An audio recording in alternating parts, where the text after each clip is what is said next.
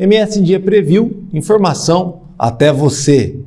Vamos falar de reforma tributária e essa portaria do Ministério da Fazenda, a 61223. Outra novidade desse ano que vai dar o que falar. Para tudo isso e muito mais do que envolve o Custo Brasil e a dificuldade do varejista, do empresário em sobreviver, eu falo nesse programa com Inês Santiago, ela que é presidente da Federação das Câmaras de Dirigentes Lojistas de Mato Grosso do Sul e advogada também, entende bastante do assunto. Se eu fosse você, eu ficava no vídeo. Doutora, seja bem-vinda. De volta, ao MS em Dia. De volta ao MS em Dia. Muito obrigada pelo convite, Danilo. Eu adoro receber de novo as pessoas porque só existe o projeto graças a quem passou aqui, né? E melhor ainda quando a pessoa volta a partir de temas que são essenciais, né? 2023, que é um ano de surpresa, né? Não é um ano eleitoral, mas está sendo um ano bem atribulado politicamente, traz duas novidades aí que eu vou conversar muito com a senhora, que uma delas é a portaria 61223 do Ministério da Fazenda, que define lá algumas diretrizes do programa Remessa Certa, né, da Receita Federal, e também a reforma tributária, que sinceramente está todo mundo assim, escuta muito falar, citam que é uma vitória do governo, que setor tal ganhou e, sei lá, alguém perdeu, mas é assim mesmo, vai ser melhor para o Brasil. E, ao mesmo tempo, ninguém entende nada, né? Perfeito. Só se sabe que, assim, é muito ruim, é o pior do mundo, é o mais complexo, demorou-se 40 anos para se fazer e que talvez fosse um ganho que isso saiu. O problema é que é algo tão profundo no Brasil que fazer por fazer nem sempre dá muito certo, né? Com certeza. Seja bem-vinda. Obrigada, Danilo. Olha, é tanto assunto complexo, difícil, mas ao mesmo tempo é simples, né? Você veja essa portaria 612. Tão simples quanto a reclamação do varejista, do comerciante. A senhora era presidente da FCDL, Federação das Câmaras de Dirigentes Logísticos de Mato Grosso do Sul, e como alguém da mais alta representatividade, articula, conversa, transita, está sempre perto das pessoas, né? E do drama também de quem emprega no Mato Grosso do Sul, em Campo Grande, em tantas outras cidades. E aí a reclamação é sempre sim, está difícil, está complicado, não está dando, cabe numa frase. E aí, por exemplo, assim, esse ano ele vai deixar mais sufocado ainda o empresário? Pois é, nós gostaríamos que assim não fosse, Danilo, mas o que vem acontecendo, na verdade, né, e como você falou, é um ano que nós estamos aí, finalizamos o primeiro semestre, que foi um semestre muito atribulado, e ainda fechamos com essa portaria 612, né, que trouxe mais essa surpresa num momento extremamente complicado em que a gente discute reforma tributária, uma reforma tributária que é uma incógnita, que mais parece uma carta de intenções do que propriamente uma reforma. Compreendemos que não é uma tarefa fácil fazer uma reforma tributária no Brasil, em razão da complexidade das nossas leis, que são milhares de leis tributárias.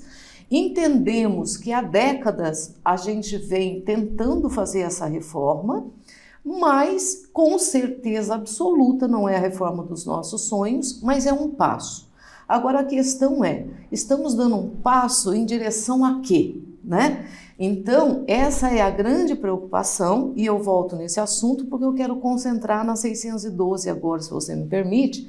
Por quê? Porque em meio Um leão de cada vez. Um leão de cada vez. Todo mundo na porta do varejista, mas um leão de cada vez. Um leão de cada vez. Em meio a tudo isso que o varejista estava esperando, né? Um cenário mais positivo de tributário, um regime tributário mais palatável, né, que não pesasse tanto sobre os ombros das empresas, antes de se fechar esse assunto, vem uma portaria 612 que possibilita, pessoal, as plataformas internacionais mandarem os seus produtos para o Brasil sem nenhum tributo, com alíquota zero para esses produtos. Até $50, mas dá para comprar muita coisa nesse até $50, Sim. o suficiente para quebrar o empresário que tenha que adquirir sua mão de obra aqui dentro do Brasil, né? Exato, e absolutamente formal, que a gente sabe o que é o peso de um emprego formal, né? O empregador, na verdade, se ele oferece uma remuneração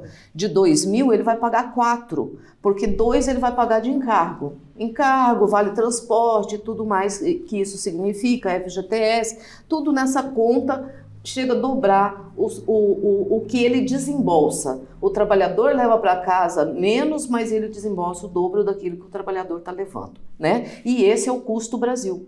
Né? Esse é o custo Brasil, tão falado. Tão né? falado. Não é que a gente está sempre lá... É a burocracia que pesa em cima de quem produz. Exatamente. E a gente está sempre lá no ranking final daquele ranking internacional lá de que classifica os né? países, né? Na competitividade. A gente está sempre ali do meio para o final, né? Sempre. E exatamente por isso.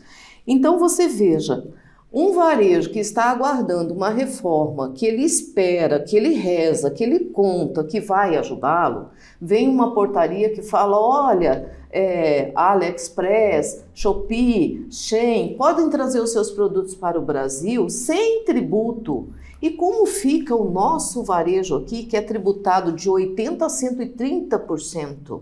Como que ele vai competir? Ah, mas é só $50. Ok, nós vamos falar aí de R$250. Mas são milhões de brasileiros fazendo comprando isso. $50. Mas aí, pelo que diz o programa lá, basta você ter uma pessoa física para isso. Perfeito. Então você pode pegar ali talvez uma família grande que Sim. tenha um negócio informal. Cada um compra $50. Cada um compra $50, então vai dar, vamos supor, 5, 6 pessoas vai dar $300.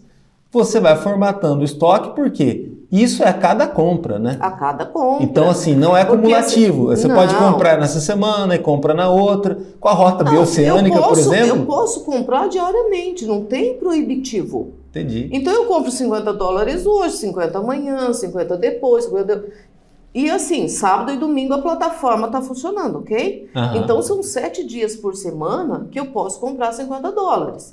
Então, só muda a aquisição e o custo da aquisição, que é diferente para o varejista, que vai comprar de uma indústria do Brasil, ou até fazer uma importação, mas com outro tipo de tributação, outro tipo de alíquota, e o informal, né? Ou o pequeno micronegócio, que ele vai fazer isso para poder se abastecer e vender depois, né? Exatamente. E você veja que o IDV, que é o Instituto de Desenvolvimento do Varejo, ele tem uma pesquisa que mostra que um dos gargalos que todos nós sabemos no Brasil é a sonegação fiscal. Sim. Né? Isso custa muito caro para o país. Que é o dinheiro que deixa de ir para a saúde, para a educação, Exatamente. Porque alguém não pagou imposto. Porque alguém não pagou imposto.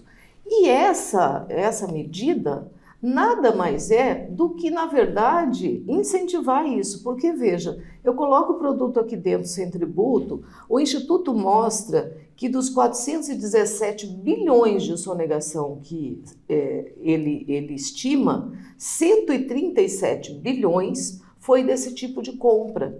Ou seja, o produto entrou no Brasil, não se recolheu o tributo. Isso, parece que ao longo de 5 anos, esses 137 bilhões. Aí, claro que varia, tem ano que é mais, tem ano que é menos, mas é uma fatia considerável ali que a gente vai chegar na casa dos 5%, 10% da sonegação, algo que vai piorar. Esse é o raio-x do passado. Esse é o raio-x do passado. No futuro, com a porta aberta, isso aí vai chegar à metade. Exatamente isso. O que está se possibilitando é aumentar esse número. E de maneira legal, né? E aí nos cabe uma pergunta. Acabamos de ver a questão do arcabouço fiscal, o texto, né, que foi apresentado no Congresso. E assim, é claro que o Brasil não cabe dentro do seu próprio orçamento. Esse é sempre o problema, né? E aí ficam cuidando, colocando travas, né, para não furar o teto, que nessa hipótese do arcabouço fiscal, e essa é uma crítica também que a federação faz, não há trava. Porque no governo anterior existia uma trava que, se ultrapassada, ele poderia responder até por improbidade administrativa. Sob o risco de prejudicar todo mundo com a volta da inflação. Perfeitamente. Que é o grande perigo. E né? agora nem a trava há. Então não há uma sanção se exceder, né? Ah, vai ter que diminuir um pouquinho o ano que vem. Ah, mas se exceder também eu posso tirar dinheiro daqui por aqui, né? Então ficou uma coisa meio desarrumada. Mas o que importa disso, Danilo, é dizer que este é um momento em que o governo não pode abrir mão de receita, certo? Se eu tenho um orçamento apertado, como que eu vou abrir mão de receita? Né? É a dona de casa que está lá com seus R$2.000 para dar conta de 30 dias do mês. Né? Ela pode abrir mão de 200, 500 reais? Não pode, gente. É a mesma conta. Então, não se pode abrir mão de receita. Mas nós estamos falando do mesmo governo que faz um decreto, que assina uma portaria abrindo mão de receita. Porque esse tributo ele está isentando 100%, é alíquota zero de tributo federal. Aí no caso do IDV e tantas outras entidades também, pelo Brasil, como é o caso da FCDL e também CDLs de capitais do interior, passaram a questionar que assim, bom, se a alíquota é zero lá, a gente também quer a alíquota zero ou uma alíquota menor. Perfeito. Aí seria mais renúncia de receita, né, algo perigoso para o Brasil. Mas tem outro perigo da história, né, que é, para lá é zero. Inclusive aqui eu vou aumentar mais a carga tributária porque eu não posso deixar de fechar o caixa.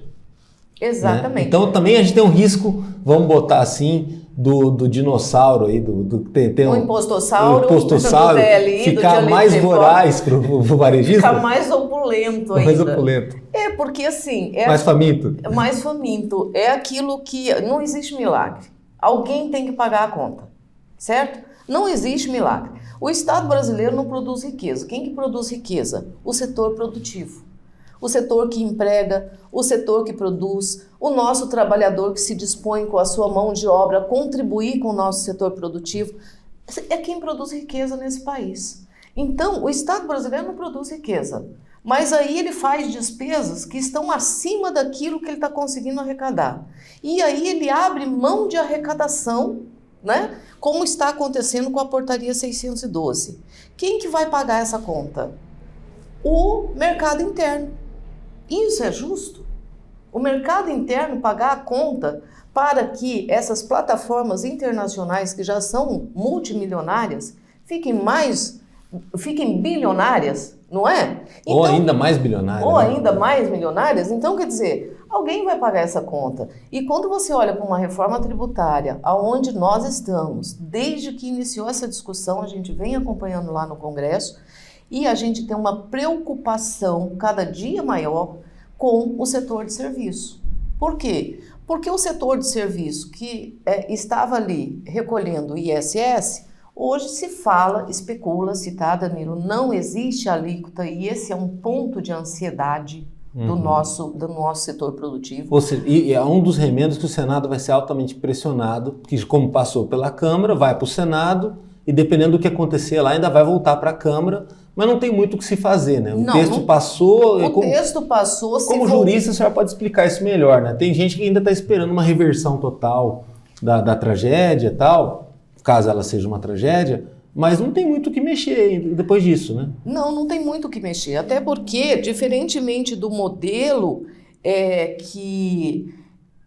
o modelo padrão, na verdade, de aprovação, o que acontece? Como houve a formação do grupo de trabalho, que inicialmente lá, né, elaborou todo esse texto e tudo mais, e passou em 2 turnos pela Câmara Federal e vai para o Senado, as possíveis alterações que o Senado conseguir fazer, não é que volta para a Casa Revisora e a Casa Revisora vai botar isso em votação. Não.